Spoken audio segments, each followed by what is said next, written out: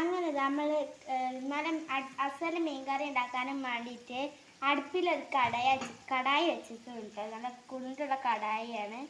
ഈ കടായിലേക്ക് നമുക്ക് കുറച്ച് വലിയ ജീരകം ഇട്ട് കൊടുക്കട്ടോ. ശേഷം കുറച്ച് ഉഴുന്നിട്ട് കൊടുക്കുക, ഉലുവ ഇട്ട് കൊടുക്കുക. ശേഷം കരിവേപ്പില ഇട്ട് കൊടുത്തിട്ടുണ്ട് കുറച്ച്. ശേഷമായിട്ട് കുറച്ച് ചെറിയ ഉള്ളി അരിഞ്ഞത് ഇട്ട് കൊടുക്കുക കേട്ടോ. ഇനി ഇത് നല്ലതുപോലെ ഇളക്കി കൊടുക്കുക.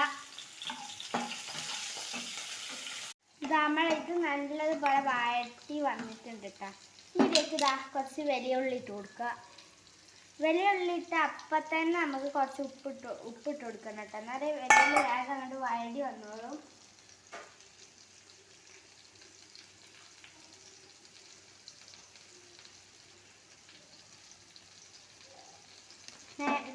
നല്ലതുപോലെ അങ്ങോട്ട് ഇളക്കി യോജിപ്പിക്കണം കേട്ടോ.